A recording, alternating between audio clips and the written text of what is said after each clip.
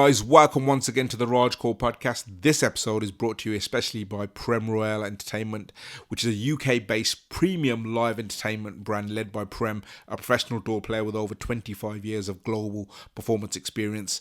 I've worked with him personally. He's offering a full door team, solo door performances, DJs, band baja, singers and bhangra dancers, all tailored for wedding celebrations and large-scale events. He's performed with films such as Salame Ishq. He's performed for the Queen as well. So make sure you check Prem out. If you're interested, the numbers on the YouTube video and it'll also be in the description. God bless you all.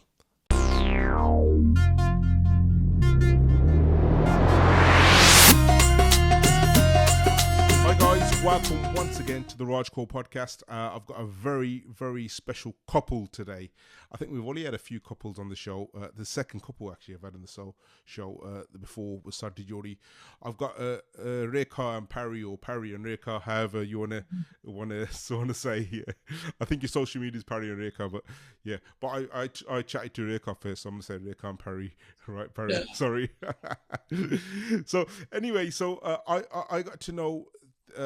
I've been following these guys on social media anyway, but we've got a common link between ourselves. That's our singing teacher, Ustad Tauseef Akhtar ji. So that's how he recommended them for the podcast. Actually, I asked him, and so here you go. How you guys doing? Really good. Yeah, thank you for having us. Amazing. So as I said, Parry, how about yourself? Sorry. All good. Yeah, all good. good. Yeah. I'll have that prompted for me. So I've been watching both of you guys for a while on podcast on social media and your reels and stuff you're doing, and it's fantastic. And the level of singing quality from the UK. There's yourself and there's Jirag as well, and I think there's a few others, but there's not many on that standard of singing. That's really kind. Yeah. No, honestly, there are some great people.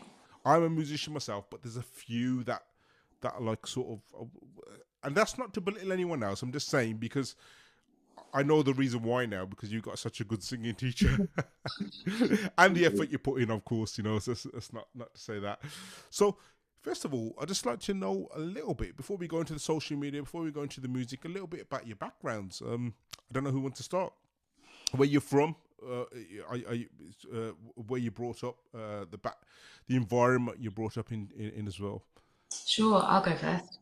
I am Gujarati from East Africa. I grew up in Nairobi.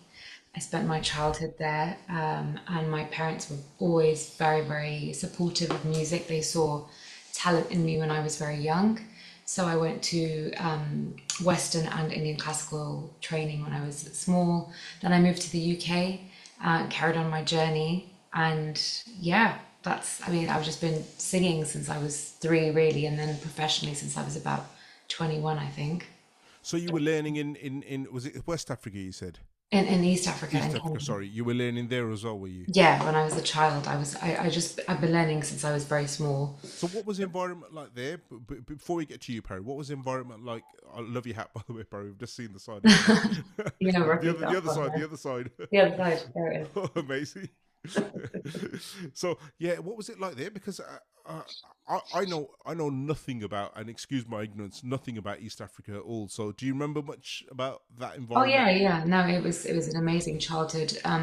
East Africa's full of Asians who ended up migrating there from India and the UK and lots of other parts of the world. But it was very, very culturally inclusive, very varied, very super colorful. I had friends from all different religions and backgrounds. Yeah, it was an amazing atmosphere. I have very, very fond memories of growing up there. Is it because I had a friend? Is it sort of Kenya sort of area? Excuse my ignorance now. Yeah, I mentioned Kenya. Yeah, I'm from Nairobi. Yeah, so because a friend of mine, he's a guitarist. He went on a tour around all the gurdwara in Kenya. So he was a guitarist from here. Went to a tour, and he's my core guitarist basically. So he was on a tour, and they took him on a tour, all this gurdwara, and he loved it. Yeah. Wow. Absolutely loved it, which is kind of a cool thing, isn't it? So, Yeah. getting fed longer Yeah, and stuff. exactly. Yeah, constantly. Yeah. So that's a bit about your childhood. How about yourself, Perry? I'm still a child. I just grew up watching back in the days when VHS was common, watching movies and with a big family, uncles and grandparents. So stuck in front of the TV. So I think from an early age, Bollywood movies have just been sitting inside me. And then as I grew up, Mum used to play lots of music. Dad used to tap on the table, so there's always music. Me and my two siblings sing at all times, night time, and there was never any restriction. So we've had all this freedom to explore music. We've all learned a bit of music growing up, but at that time, I think the teaching, there wasn't as many teachers or as much exposure as you would get in India. And then as time went on, I got into technology, started recording myself and playing back and just trying to get better and make myself sound better. And then singing competitions, started meeting more people on the scene. And before you know it, you end up in bands and you end up freelancing and just gigging around everywhere. And along the way, I've had two Ustads. My first Ustad was Mehboob Nadeem, who is a sitar player but an excellent vocalist. And that was for a couple of years. And more recently, it's about 5-6 years now, we've been with Ustad Tauseef Akhtar, who I think he's taken us to a whole different level.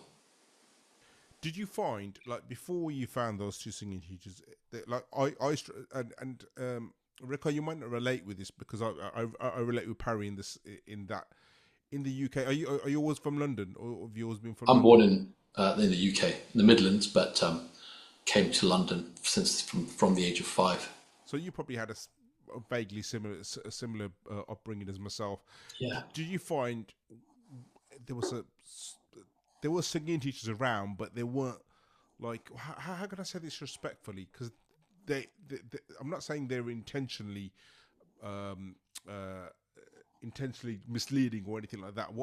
But the quality of teachers wasn't quite there, or I think I'm not rephrasing that correctly, but That whole tradition of Guru-Shishya parampara wasn't there.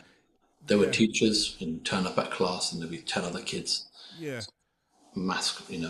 teaching in bulk.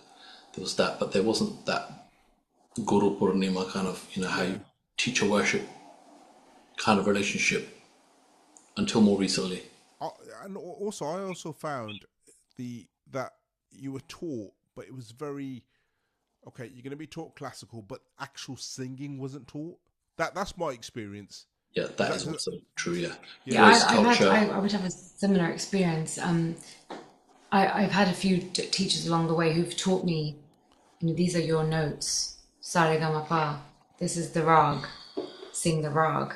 I was never taught how to sing, but I feel I've had a lot of Western teachers. They are very, very much about how to sing. So I feel like that was missing from the Indian side. What the Western coaches have to offer, which is all about how to use your body, how to use your diaphragm, how to breathe, the techniques you need, nasal qualities, your head voice, your chest voice, all of that. The Western world taught me that before the Indian world. What was the difference, Rekha, you found between the Indian and the Westerns? Was that the main key differences, or was there anything? Yeah, I think I never really got into Indian classical music. I had a couple of teachers who tried to. Yeah, I just was completely over my head. I couldn't get around it. But I loved my Western training. I did a lot of like Western musical theatre type training, classical. I played the piano. I did theory. I absolutely loved that part of it. I could relate to it. And then I had a teacher called Shaheen Khan who taught me Bollywood singing, and that I fell madly in love with.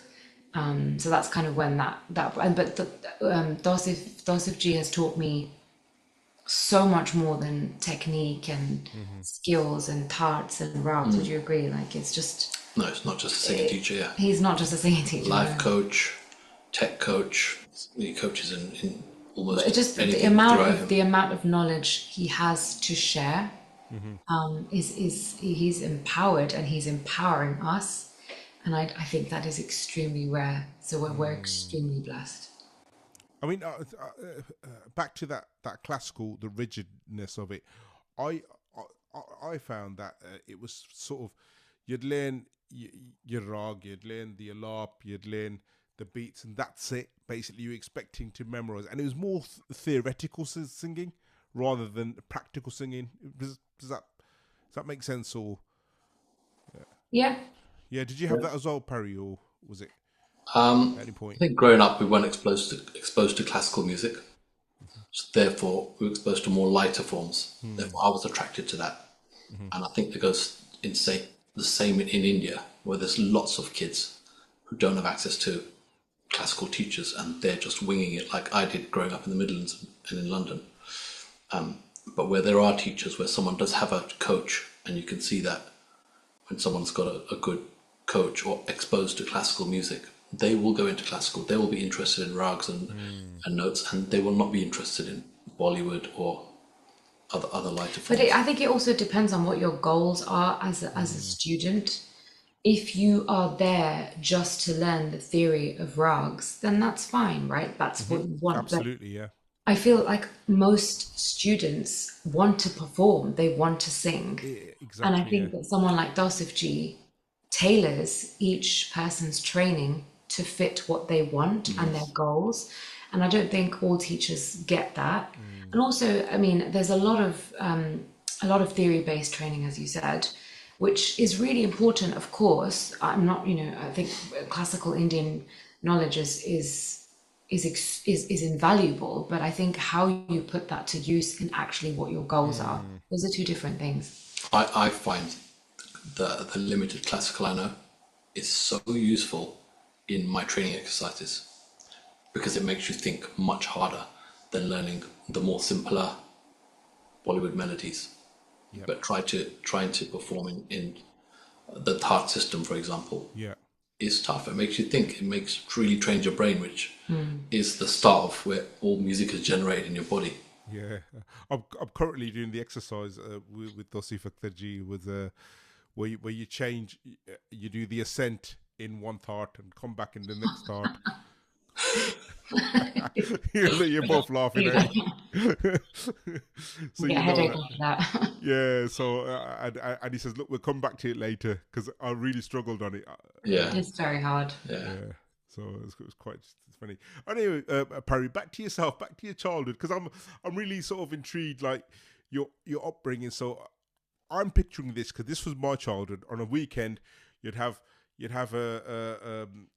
go to the video shop, get 3 Bollywood films, and spend your whole Saturday watching Bollywood film with your parents. Was it similar to you? Very similar. Like early on, we had to hire the VCR player.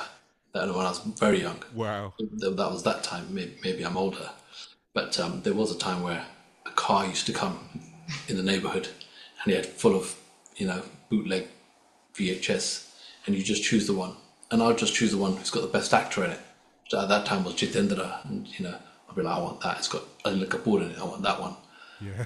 And yeah, just enjoyed the action. I've got a brother who's 1 year younger. We both loved that music.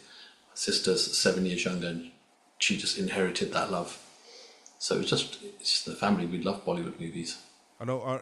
My dad was a massive Amitabh Bachchan fan, so we'd have like the same film every month or so. The same. Sharabi will come back, so just to watch it again. So, and you just get. And at that time, you just watch the same movie over and over again. So I remember the first movie I recorded on VHS was Naseeb. I watched that so many times. Yes. So many times. There were a few. So, I'm sorry, Rekha, you might not relate to this bit because No, I do. You do, yeah. I grew up in the 90s, so I You were here in the 90s, were you? I was born in 87, and then in Kenya, and we would do the same thing every Friday. My mum would take us to the VHS store, and we would rent 3 or 4 videos for the weekend, and we Yeah. would watch. It wasn't the Nasibs and the Sharabis. It was more the Amir Khans and the Salman Khans, like Maine Pyar Yes. Kiya or Hum Aapke Hai Yes. Kaun. Or that was my sort of yeah. But I mean, I've experienced the same thing. I remember, guys, and I've got a tendency to go off on a tangent, non-musical stuff. But I remember, Parry might remember this. They were on Channel 4. Was it Channel 2? Channel 4. Channel 4 was the one Half that really, 11 in the night. yeah, They used to give the Bollywood film, which was heavily edited, wasn't it? It was, yeah, yeah, and it was only yeah, later on when you watch the original version, like 10 years down the line. Oh, this bit yeah, not in the version I watched. Do you remember? Like there was Maine Pyar Kiya, Agnipath, and in the yeah, sea, yeah, you yeah. said as well. Those films, it's quite fond memories of those. So I'm showing my age, you know. Yeah, So anyway, so back to music, guys. So just to get your story. So you were Rekha, you were in Kenya. I've got to get my head around. Just keep correcting me because I've got a lot to comprehend. Uh, you were in Kenya until the 90s or 2000? 2000. I moved in the 2000. year 2000. In 2000. And how did you guys meet? Music. We were so Parry had already started his live music journey. Did you talk about Well, that yeah. then? Yeah, I started in about the year 2000. I think my first live gig was in the year 2000. And as your gig, you're on the circuit, you get called by other people, and at some point, mine and Rekha's paths crossed. And much later on, Much later, it crossed in 2007, actually, when she auditioned for Indian Idol. My younger sister also auditioned for Indian Idol, and so did Chirag, and so did countless others. But those three actually got through. So they went to India, and I was talking to my sister, how's it going? And she was like, yeah, she's here with a girl called Rekha and Chirag, who was a new friend of mine at the time. They all went to India, so that's how I knew Rekha. You all met India. You all met in India, Indian Idol. She met my sister because of Indian Idol. I mean, I was Wow. in London. You had done Saragama the year before, right? That was, yeah, before that. I Yeah, had done that. If yeah. I was back in the UK then. Is this in Mumbai? Is it Indian Idol? Was it? Bombay. Yeah, we went to Bombay for that, So yeah. can you tell me the experience of going there and auditioning in Indian Idol? Because that's quite daunting. You left here, and I can't even imagine. And did you go by yourself? So I want to hear this story from both of your sides because Yeah, it's yeah. quite. So he did Saragama, so he can tell you that story. But I didn't do very well. I auditioned here with his sister and with Chirag, and we were chosen to fly to Bombay. So we went to Bombay to take part in the rest of the competition, and I was new. I didn't really have confidence in singing. I could, I had never performed before, so I had had a few lessons, and I just didn't have the confidence to see me through. So I was out pretty quickly. I was there for about 2 weeks in Bombay, and it was horrendous. I hated every second of it. I Really? absolutely hated it. What Yeah. was it? You hated Mumbai, or was it? No, I love Bombay. I would live there in an instant. I just didn't like the whole process of the reality shows. What emphasize on that? Just that'd be great. Um, Yeah, I mean, you're all kind of stuffed like sardines into one room. You don't know any of these people. They all know that you're an NRI and they make you aware that they know that you're an NRI. How You just so? feel, so I was separated from his sister and from Chirag, so we didn't even see each other. And you just kind of, I was a very, I wasn't used to being in random situations. My mum was very protective over me growing up. So I just found it really emotionally and mentally difficult. And it affected my performance in the rounds. And I got kicked out quite early on. Well, what was it? Was it like when you went there? Is it how they show on TV, or is it totally different? It's different now. I think there's a lot that they have scripted into the show today when you see it. But yeah, I mean, in terms of there's just everyone living together and it's just not very hygienic and things like that. Or just, yeah, me as a spoiled British girl, I wanted to go back home. I think you're the same as me. I'd feel that way as well. Yeah, and you just it wouldn't. I wasn't able to perform because I was so not enjoying my experience that it came across in my singing, and I was just like, "Oh, just get me out of here. I can't. That's I a can't shame, bear it." isn't it? It's no, I don't think it's a shame. I think it happens for a reason. I got to meet his sister. I got to meet Chirag, and that actually, when I came back, I got interviewed on all the radio stations, and that's how I got my first gig. So it all works for a reason. Amazing. Parry, over to you. Sarigama Bar. Very Is this different experience. is this before Saul and Nigham's era, wasn't it? After, way after, probably. After Soul and Nigam, yeah. Yeah, So after you Saul and probably Nigham. watched it, and I grew up watching Saregama with Soul and Nigam was Yeah, presenting. exactly. Yeah, I used to love the show, especially when he sang a song which I didn't even heard, I never even heard it, but I used to love that program. But anyway, they came to UK to audition for two different years, 2003, 2005, and I auditioned both times. The first one, I didn't get through. Again, we could be all night. I could talk about that audition for ages. The second time, I auditioned. It was just around the corner from my house, to be honest. It's like I got the flyer. I thought, my mum sent me the flyer. She goes, "Look, Saturday I'm auditioning again. Just around the corner, Ealing Road, Wembley. Why don't you go?" I was like, "All right, then let's go and see. Go and meet some people, sing some songs, and see what happens." I ended up winning that audition. And then they said, "You got to fly to Bombay in 2 weeks' time with the female singer who also won from London." And yeah, we were flown to Bombay, Air India, put in a hotel. And although I won in the UK, when I got there was a final 128 people, all in one hotel. Didn't know everyone. Half the people, most of them didn't speak English very well. I couldn't speak Hindi. So there was a communication problem, but it was interesting. They found me interesting. I found them interesting because I couldn't speak properly. But when I sang, it was different. Anyway, did one round, and I remember first entering the sets for the first round and thinking, "This is it, man. I'm on that program. The program that I've been watching all my childhood is mate. I'm in the set. If I get one televised scene, I'm going to be able to moon because I've been watching. I think it was one of the greatest competitions. yeah, it was At that time. amazing. It's very different. That's when It's it's real. amazing. I'm just thinking about it now. I'm just, you know, bubbling with joy inside. How that first shoot went. Massive production, really big set, celebrity judges, and everyone's excited, bubbling, makeup, clothes. And then I just wanted to sing my song and got through to the next round. And I just kept getting through, and I did quite well in the competition. I was in Bombay for 8 months. That competition Really, ran for wow. 8 months, yeah. Can I ask how you sustained yourself in Mumbai while you were there? Um, Do they we put were put up in a hotel for the initial rounds. Then they put us up in a villa when it was narrowed down to about 48 people. Hmm. Big 6 bedroom house in outskirts of Bombay, and there was 5 or 6 people in each room. I was sharing one bed with 3 blokes, What? and I didn't bat an eyelid. Just Wow. that's the way it is. I just did it. Just I don't even remember it being a thing. And some of them are celebrities now, and they're the same in the other rooms.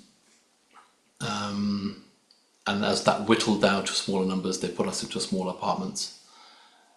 But I just got on with it. I learnt Hindi. I learnt, the ways of India. I just made myself very comfortable. I was very easygoing.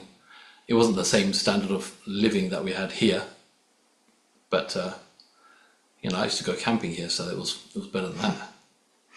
Wow. That's amazing. I could talk about this for the entire Carry on. episode very easily, I'm and it would intrigued. go on So all night. I'm intrigued, Perry, because like we can't imagine what that would be like. One, you've come from the UK, you've gone there to an alien culture. Well, not an alien culture, but you know what I mean. No, to me it was Yeah, very foreign yeah, and unusual. yeah. And then you've gone there, and you've. What was it like meeting? Did you get to meet the judges? The more you can tell, because no one tells us about this kind of stuff. So I find it intriguing. Yeah, So you the would more you, find it really intriguing, and then and maybe sometime when we meet in person, we can talk about it in more depth. But for the purposes of YouTube audience. I met all the judges, met all the staff, met everyone I idolised that there was. And more than that, the contestants that I spent time with were incredible. I mean, they were all fantastic, knowledgeable artists that just spending time with people much better than you was a massive growth spurt in my musical journey. I had all of them do Riyaz in the morning. I had all their ways, what they ate, what they didn't eat, but they were kids. Some of them were 16 years old. I was 23 at the time, 24, or somewhere around that age. But they were really young. So there was tantrums. There was all sorts happening in this house. It was a proper hot pot. It sounds like Big Brother. It was, and they did bring the cameras in, and they did capture. They had to script and prod and poke us to get good B footage, but it was like that. Wow, that's crazy. Very honestly. So, but before you went there, did you, like, because I don't know the timescales now of when you trained and when you didn't. Did you have some sort of vocal training going there, or was it just you practicing at home by yourself? So the story is, in 2003 I auditioned for Saregama, the first time they came here to audition, and in that audition I rocked up, 23-year-old, thinking, yeah, I'm going to show these people what I can do, because as far as I was concerned, I was damn good. And I went there, and there were people there listening on their headphones, listening carefully, practicing their songs, going through their routines. I was like, I've never seen any of these guys before. And at that time, a young Navin Kundra rocked up late as well. Really? He was 18 at the time. It's the first time I met him. And he auditioned, and he actually won that audition, along with one or two other guys. And the judge, who was Dinesh Pandit, he rollicked me and, literally put me in my place, which was a blessing in disguise.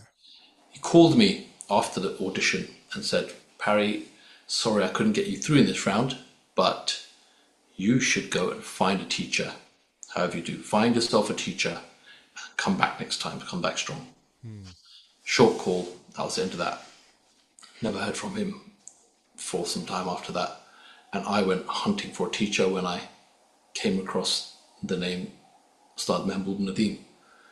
And he had a very good reputation in the area. So I went to see him on a weekly basis. And he really started upping my level.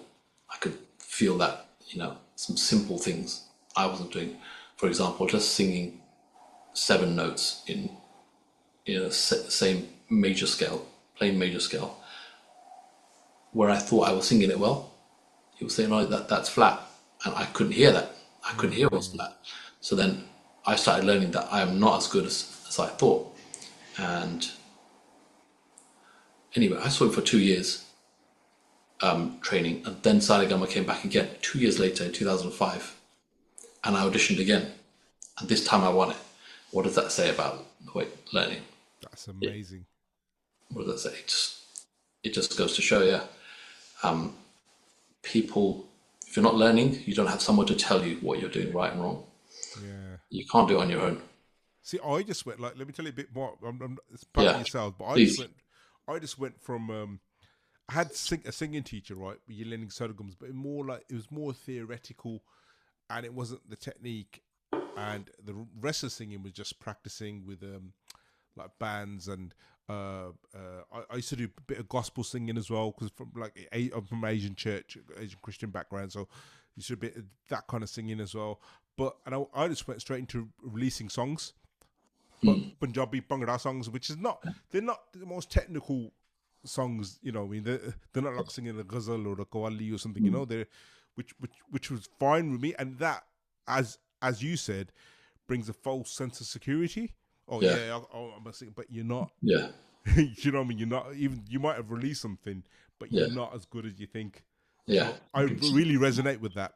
Yeah. I really, really resonate with that. Yeah. So, so you've gone to India. You've anyone special you met there? Did you meet Sonu Nigam? Of course. What was he like? I met him at a house party, so he was just himself. I was starstruck, so I don't know what to say. Wow. So I was stuck in my body, and I got a picture with him. It's my first picture with him, and you can see my face. I'm literally starstruck. I can imagine, yeah. But well, I didn't really get to talk to him because he was busy with other guests, and the more loud, outspoken contestants, mobbing him. Did you meet Uday Osanu? They're my favourites. Kumar Sanu, yeah, met Kumar Sanu. He came as a judge, so Yeah. met him backstage. Everybody, I mean, everyone of that time, all the 90s singers, Shreya Ghoshal, Sunil Chauhan, Udit Narayan, Kumar Sanu, Sadhna Sargam, Alka Yagnik, Jagjeet Singh Ji, Diler Mendi. I'm really jealous of you now. Yeah, we met all of them. I mean, Oh, wow. there's so many more. But okay, so moving on to the story, guys, because I'm getting sidetracked. I think I'm getting, wow, gosh, I'm so jealous of Parry. No. You met all my favourite singers. Yeah. So back when you've come back now, how did you guys sort of connect? Um, I'm not asking on a personal level. I don't mean that. I mean sort of because you're both involved in music. How did you cross paths in music? We just it was through music, it was through gigs. So he was already gigging on the scene already before I started. And a few mutual people that we know booked us for gigs, and we'd end up being in bands together. Hmm. So that's kind of how it started. Yeah, just and to be honest, we have I think we've always talked about this, that his love for that genre of music is exactly the same as mine. So when he talks about Sonu Nigam, I'm like, yeah, I mean, I love him more than he does. So, Yeah. that kind of brought us together as She well. says. We have a really, really aligned taste in music, not just singing, but also listening. So when it would come to the live shows, we'd get paired together and we'd sing the duets together, and we'd have a really similar love for that genre. So I think that made us get more gigs together, and because we sang well together as a duo, yeah, people just book us. I'm kind of jealous because you guys like before in terms of Punjabi singing and stuff like this, Bhangra singing. There's quite a lot of um, people here in Birmingham. I'm from Birmingham. You probably tell from my accent, but it seems that there's quite a group of you, and you're all sort of supporting each other in London. Was that the case, or? I do feel that we were really well supported. I think, would you say, especially like coming up in the live music circuit, there would be people who would get calls from I need a band, I need to get a band, and we would get called quite a lot. But I think that's because once you meet the right people and you all click and you have the same ideas about music and creativity, you're just going to want to work with the same people, right? Because the chemistry is right. And that did support us a lot when we were coming Yeah. up. Yeah, there's a good network of Bollywood musicians here. So not the Bhangra side, but people who just like Bollywood, the Kishore Kumar, Rafi Saab, Udit Narayan Yeah, Kumar, from that era. So there's a good network of that. So there's lots of work doing that. And generally everyone's really nice. I've yeah, not that's come what I've across. seen. Like here, you've got lovely people. I'm not saying they're not lovely. You got lovely people, but I think the standard of Bollywood singers and stuff, they're a bit like in your circle. Uh, I've, I've got to know your circle through social media for Chirag and watching yourself. You guys are phenomenal. Honestly, you're really you're so good, and I think it's a bit. I think the professionalism is there, and maybe that's because you've got the teachers there. Yeah, I think I would put it down to lots of things. I think we're much older now than we were when we first Mhm. started, obviously. And I think our influences, our first teachers were the singers you've just mentioned, Lataji, Ashaji, Yeah. Alka Yagniks. Those were our teachers. So we were really good mimic artists when we started. We would copy them really well. We would sound like them. We would sing like them. We would want to try to sound like that. And then I think just singing on stage, we've had so many bad shows, so many bad moments of, oh my God, did I really sing like that? How terrible. But over the years, the practice, the experience, then the teacher, that's what gives you any level of professionalism, if you want to call it that. Wow. So you guys are performing in these bands. Like, what was the gigs? What was the gig scene like there in London? Because here it was sort of the Bhangra sort of thing, which where I'm from. I can only relate to that. There's a Bollywood scene here, but it's not as big as you guys are saying. There is, as you probably know, you probably don't get called to Birmingham much, do you? Probably. Oh, we do actually. We've come quite a lot the last couple of years. Yeah. Probably the last few years, but before that, No. there was a Bollywood scene, but it was quite low budget, sort of pub singing sort of thing. If that makes sense. Yeah, that's that. I mean, I've seen that, and because that used to happen here as well, and still does. But I've stepped away from that, and I'm not even sure really why. I didn't like that vibe all the time. People talking, eating over you. Yes. And it wasn't for me. But I mean, that happens at the gigs we do anyway. But they're bigger setups, bigger bands. You can get treated nicely, and you have your choice of songs. And it's nice to do wedding reception. We've all started from there, haven't we? But you start at the restaurants. When you start at whatever you get. If you really want to be a professional live singer, when you're first starting, you can't be like, I won't do that gig. You just got to do all of them. Yeah. And we've done gigs for 100%, free. yeah. We've done gigs where we're kind of pushed off the stage. Loads of experiences, bad experiences, good experiences. But those have, years and years of doing that. Now we can finally say, we can decide what we want to do now, because it's not like there are that many, weddings and that kind of thing. It's tough to make your mark, but you have to start somewhere. Absolutely, and they're fun gigs. You get to sing to a leery crowd, and you get that feedback from the audience, which all of us artists crave. It's not always about the money.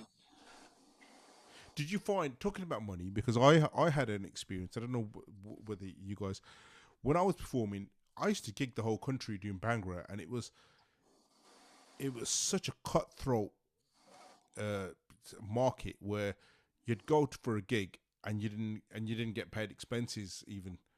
It was that bad, and I got put off. This is about 2008, 2009, probably 2010. I got actually put off gigging. Did you guys find something similar, or? You know what? There's a good atmosphere of trust here. There's a few bad, there's been a few bad apples experiences, but generally, everyone I've worked with is word of mouth. It's your word. You're going to get paid this much, and you will get paid that much. You agree it. It's not always written down, or there's a general expectation of what you're going to pay, and people I could book someone. I won't tell them how much you're going to get. They'll come. They'll accept whatever I give them, and that'll be that. They'll be happy with that. But we do pay good rates, the going rates that people are expecting. So they're not going to be shocked. But it's a good. But that's just about a level of professionalism, isn't it? When you're singing in the pubs and the clubs, and that's not really a professional atmosphere to be singing in. And absolutely. So you have your expectations are probably quite low as it is. But the more you do, the more you are well known, and you're asked to sing at different places. It just changes. I think it's like an unspoken thing. It just starts to change. It's not knocking the restaurants or no clubs and stuff, because that's taught me so much. Oh my god, that's a cutthroat business itself. They don't make tons of money. Yeah, can't afford to pay for a 4-piece band to come in. They can't do that. So they do pay less because of their margins are such. Of course. So I big up respect to everyone who's had us. And we've called restaurants before when we wanted gigs, and they've given us work. Amazing. So, okay, back to you guys. Did you both start learning off Tauseef Ji at the same time, or was it different? Or no, that was the same time. We were a couple. We were a duo then, so we both went. And Chirag started learning first, and he told us that if you do anything in your life, go to Tauseef Ji. And he just moved to this country, and we just lapped up the chance to be his students as soon as we could. So, but you mentioned that you were performing together. when did that start? The performance together. And I don't mean your personal. 2007, 2008. Yeah. Yeah. And sort of, what kind of things were you doing at that time? Mehfils, Sangeet nights, birthday parties. Yeah, just random stuff that we'd get called for, whether it was by, you know, the person like who owned the band or the client. Yeah, just a few shows, and then a couple of stage shows we did.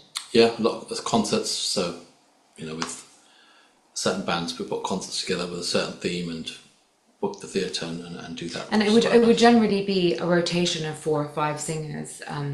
We would end up being in those bands quite a lot. I love the circuit that you guys got. Honestly, in London, I love that you're all sort of rotating and you're all involved in each other's music, because that's how it should be. Do you know what I mean? I find Birmingham is not that far away from London. So if someone called us for Birmingham, we'd be there in an instant. Yeah. We often book people from Birmingham, Leicester, to come down here as if it's a local gig. Musicians, there's so many great musicians. You're putting a lot of distance between the two cities, but would come in an instant to Birmingham. Yeah, would incorporate the travel cost into that. Yeah. So it would be a bit more expensive for someone from Birmingham, but we have to do that. I mean, I wouldn't do it otherwise. I wouldn't do it cheaper. I wouldn't absorb that cost. No, I think, you know, in terms of using the same people, I think that's just a comfortable, you know, like a level of familiarity, because if one person is getting the bookings, they're gonna book the same people that they always book, right? Like, I've got a gig, can you do it?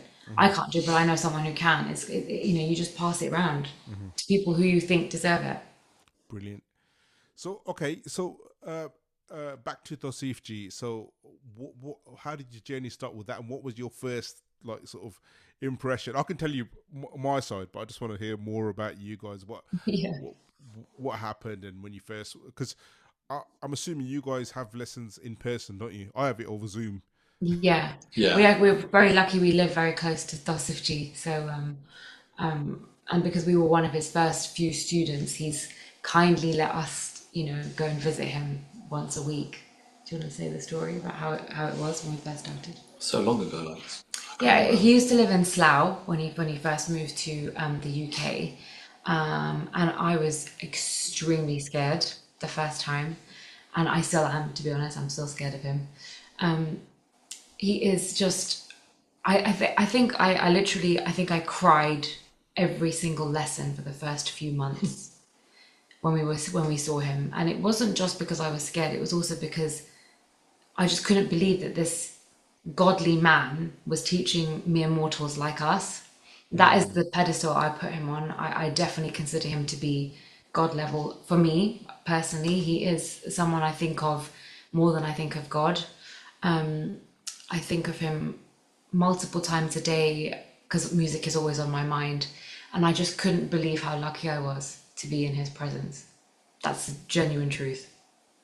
So it's world class, and it's like my experience is like, you know, when you mention people like Jagjit Singh Ji, you're talking about the same bracket of people. Yeah, we're talking about yeah. See, if you think about who he's learned from, the things that he's learned, that you have now access to that, it's actually profound. That you've just learned stuff that Jagjit Singh has taught him, or he's observed. Jagjit Ji, he's been with all these. He's worked with every single singer. Nadeem Sherman as well. He was all the singers that we adore. Yeah. He's literally sat there and listened to them and produced them, which is unheard of. It's crazy. Yeah, it's another level. So, how about yourself, Parry? The first experience you had? I don't. It was a while ago, so I don't remember it. But I do remember. I just remember enjoying it. It was, you know, we knew we needed to do it.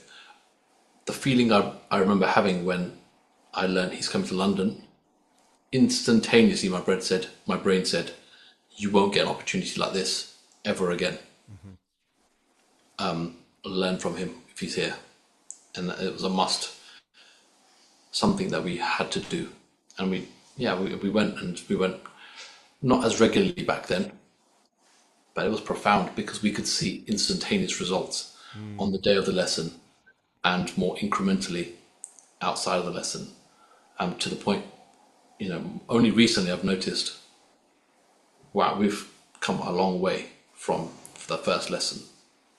I can see it in you guys singing. Honestly, I haven't heard you perform before, but I can see that the smoothness, the velvet smoothness in both of your voices, and when you're delivering like songs. I think I heard you sing a song for Namaste London, Parry, recently. What film was that? I don't even watch the films. The Bhajan one that you did. It was a Major Haro. Oh, Major Haro, yeah. That song, yeah. Yeah, exactly. And so, whenever that was a bhajan. It was a prayer. Someone passed away. So then naturally, there's feelings of prayer. It wasn't just singing. I definitely, he's changed our lives. The way that you sing it now. I'm thinking about how to project, how to emote, how to express, and these are all things he's taught us. It's not just about fixing your pitching. There's all of that, and we think about him every show. Literally all the time. And God, when you hit a note, He taught us. You thank God. He chooses when you're going to sing in key. Because tomorrow you might not. Tomorrow you might not sing in key. Absolutely, yeah. And we've all been there, but we're at key on stage. Yeah, absolutely. One good day and one shit day. Yeah. Bad day. Yeah.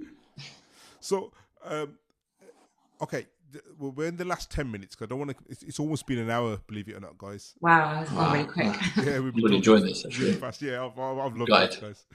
I've loved it. As you can probably tell, I get excited like a child.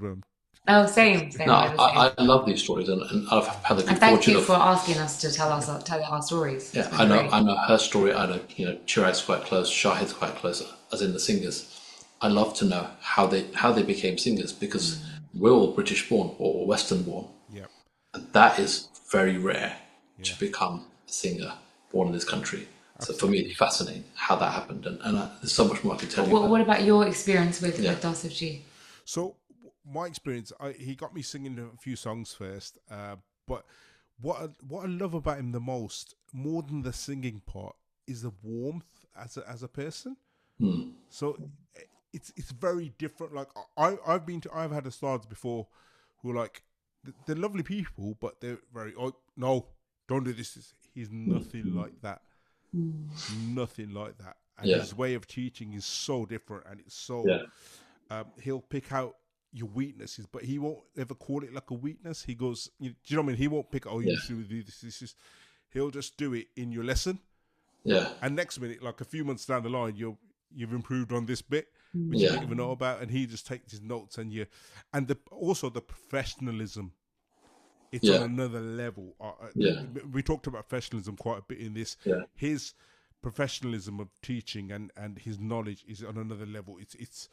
It's like basically you were learning off, and I don't mean to belittle sort of the Indian community in that, but sometimes we're not professional, are we? Do you know what I mean? Like from my experience, where exactly. Yeah, you're right. Whereas if you're going to the conservatoire or something, he's that level. Yeah. Professionalism. Yes, yeah. Do you know what I mean? And that's the kind of thing I'm referring to, is that kind of professional. So he's been amazing. So we've got about 10 minutes left, guys. I don't want to keep you. I can probably do a 5-part series with you guys, to be fair. Carry on talking. We can emphasize on a lot of this. But I want to talk about your routine. So I've got a child. I've got 2 children. I've got a 4-year-old and a 1.5-year-old, and I don't finish. I'm learning piano as well. Yeah.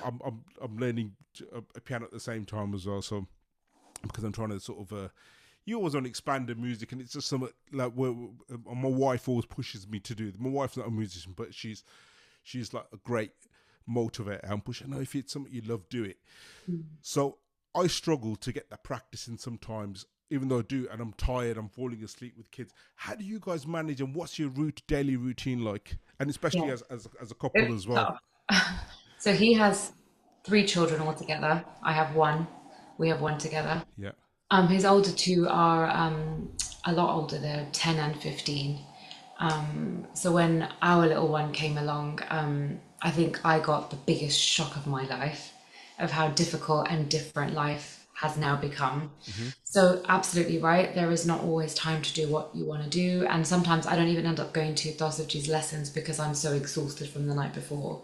So in plain and simple terms, I can feel it when I haven't done Riyaz. So I try to do something every day, even if it's just 5 minutes of courage or singing a song a few times or just some sort of warm up. And I try to do that. Now our little roomie, actually we incorporate Riyaz into her daily life as well, don't we? So Parry's taught her how to do Riyaz. So that is probably the biggest trick, is to get your kids involved. Yeah. Yes. Solon Nigam once said, someone asked him, when should you do Riyaz? And he said, whenever you get a chance. And that hit me really hard. And now, if I'm in the car, I don't play any music. I put the downpod on straight away. That goes on. If there's someone else in the car, it goes low. At home, if I want to sit down and do Riyaz, if I feel I need to do it, I get her involved. Now she knows Saligam up, the ascending. Back down, she doesn't know the notation. She forgets. But she knows that Daddy's going to do Riyaz. Daddy's going to do Riyaz, and I'd get her to join in. And she'll always do one or two sets, Balte with me. And then she gets bored and wanders off doing something else. And when she'll come and pluck my downboard, I'll let her just do what you want. Pluck it, away. She just needs to know that this is a musical household, and that's what has to happen every single day. We need to do some sort of singing. I think, but also when we have specific shows that are planned and that are coming up, then it gets strict and then it gets serious. That, okay, look, we've got to prepare for this. So the routine has to be, disciplined now, and we have to make sure that every day we're doing some work for it. How do you manage that, like prepping for shows? Because I struggle with remembering all the songs, and you guys are, from what I've seen of your shows and stuff on social media, you guys are brilliant. Oh. That's very kind. We don't always feel it. I think I mean, how do we prep for that? You're just playing music constantly, repeating. I think he went to sleep. We don't feel prepped. The other day with a whole album on all night so that he could, subconsciously absorb it. You just have, we just do as much as you can with as much time. We don't have any day jobs as such. We have left our corporate jobs to do this full time. So as far as I see it, there's no excuse. You got to Riyaz, you got to exercise, you got to eat well, you got to sleep.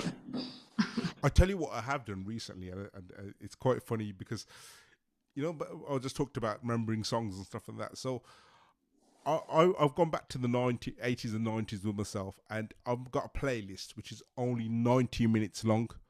That's how, like, a TDK set. Do you remember the rest used to be 90 minutes? So I'll always have 90 minutes of my favourite songs on that, and I'll just listen to that from start, and it won't be shuffled, from start to finish, how it was back in the day. And it's actually started to help because every time I'm in the car and I'm wanting to listen to music, I'm going to go back to my playlist that I've put 90 minutes. Yeah, so that's kind of helping. Sort of thing. That is good, but I have to say, Hindi is not my first language, nor is Urdu. I struggle to remember lyrics, so I do have a reference for lyrics with me. Oh, on the stage shows, we have an iPad. Yeah. Melody and the music is what I'm very naturally good at remembering. Yes. I remember the melody, and if I don't remember it perfectly, I'm not that bothered by it, because in my head it sounds beautiful. Whatever version I've got in my head, I'm like, that's what I'm going to do. It might have veered off from what the original song is now, and sometimes that comes across as a variation. Sometimes it might come across as, oh, he doesn't even know that bit. Audience generally don't always pick up on that, but as long as you're having a good time on stage, which usually happens after the second or third song. The first one isn't nervous, like, the opening batsman. You're going to be nervous, and then you set in, and off you go. Now you want to sing more and more. Absolutely, and I want to go slightly controversial, if you want to call it that, because you talked about melody, right? And I love, from 50s, 60s, 70s, 80s, 90s melodies of Bollywood music. Yeah. Do you feel that's gone? It's gone. I think there's less rag-based songs, but also tens of thousands of songs were recorded in the golden oldies. Only 1,000 or so made it through. So it's still a small proportion. I don't think today's music's any worse. It's different, but it's not worse. You still I get the think I front think kid. what you find is every few albums there'll be one song that comes out these days that is memorable and you think that's beautiful. But I think it's because of the rate at which they're churning out songs. You can't compare it to that that era of the golden times because most of the songs that came out then were all incredible, right? It's just now there's so much coming out, so not every single song is going to be memorable. But there's an like, and this is just, I'll probably just, it's probably just me that they don't resonate with me as much as those older songs did, and it's That's what it probably is. You're probably used to my that age. sound. Yeah, Yeah, well, but no, we grew up with music that, Yeah, you can't beat the 90s. Like, come on, my God. I mean, the 70s. There's just too many eras that are just incredible. yeah, But I wonder what it will be like for our kids, because we will play songs to our little one from the 80s, the yeah, 90s, and from today. So I would love to see what yeah. she absorbs and It's what quite. she takes from But that. what I will say, there's an exodus of musicians right now. Well, music directors and singers from Bollywood at the moment. I don't know whether you're aware. So many music directors who are leaving because, and of Salim Merchant, now recently Arjit Singh Ji's yeah, left as well, and I've listened to some of the interviews, and not only that, the Salim Merchant, and there was someone, Arman Malik, Yeah. yeah, they've left as well, and the reason why they said they left is that they don't have that creative influence, that create a freedom to Yeah. create anymore. Yeah. Whereas the yeah, producers just come in and say, we want a song like this, we want a Punjabi number, that's it, and it's going to be like this, yeah. this, that. And so it's quite interesting that there's an exodus of music directors and singers leaving Bollywood. I just found, wow. No, It's no, sad, it's isn't it? interesting It's because sad, I yeah. like you. You probably the same as well. You grew up wanting to be a playback singer. Well, Yeah. that's what we wanted. We wanted All to of be a us, yeah. playback singer. In hindsight, it's only a few people that could do it. Yeah. So and I underestimated how good these guys were. I'm only now learning how good they actually are. Yeah. So that was never going to happen. But now that dream is I not there think because it's not there. Yeah, yeah, playback isn't a thing anymore, really, I'm is it? not as interested anymore. I No, really love what we do. Yeah. The independent scene's so vibrant right now. It's brilliant. Yeah, Are you guys releasing anything independently or? we not did really. one Navratri track last year, which was lovely. I love doing it. So it's not that I would say natural for us to do that thing, the original song at the moment. Of course, we would still like to find ways to do that, and I think every so often we will. But it's not really. We've got so many other things that we're focusing on that it's not. Haven't really put our composing hats on yet. Yeah, which is Ama- okay. Amazing, guys. So we've come to an hour. I just want to ask one last question. So the podcast is about musical excellence. So I always ask the guests at the end, what would you both say, in your words, in your minds, is musical excellence? You should connect someone with God. You should make them feel that. And these guys behind here, they've all done that. That's what I would say. Do you agree, Rekha? Yeah, I think being able to really touch people, to really resonate with them, to have people want to hear you sing. I think that you've reached some sort of excellence level when people are like, that voice, that voice. Whether it's technically brilliant or emotionally brilliant. I think there are different levels of excellence, and I think it's really hard to say what one factor it is, but it's a variety of things. It's connection, it's feeling, it's expression, it's how you make people feel. At the end of the day, we sing because people feel good. You make people, it's such a gift, when you can make someone feel a whole host of things. That is what a gift we have to give. That I feel that is an excellent part of it. Absolutely, that's amazing, guys. So where can we follow you all on social media? I'm already following you, but where can the listeners follow you guys? Everywhere is Parry and Rekha. So Instagram, Parry and Rekha, Twitter, same, Facebook, same, and our website is parryandrekha.com. And we put all our upcoming shows and everything we do. We're doing a couple of big shows in London in the next few weeks. So yeah, everything's advertised on there. That's fantastic, guys. That was Parry and Rekha, and what a privilege speaking to you both. Honestly, Thank you it's so been an much, honor. Archie. It's been Thank so you. enjoyable. I mean, we've got to meet up, like, because we're No, brothers and well, when you come to sisters. Birmingham, we're going to have you come to Yeah, our gig. we're Yeah. guru pies and Yeah, bems. group Yeah, highs yeah, and behinds. Yeah, yeah. yeah. So we'll make sure we meet up anyway, and yeah, you guys stay Thank online. Yeah, we'll have a chat just for a few minutes before we finish. So, guys, that was Parry and Rekha. Make sure you follow them on social media. Make sure you follow the. Honestly, they're exceptional singers, exceptional musicians. Otherwise, I wouldn't have had them on this show. Honestly, guys. So, God bless you. Make sure you leave a review and a comment, and just follow us all and keep supporting, guys. Thank you. God bless you all.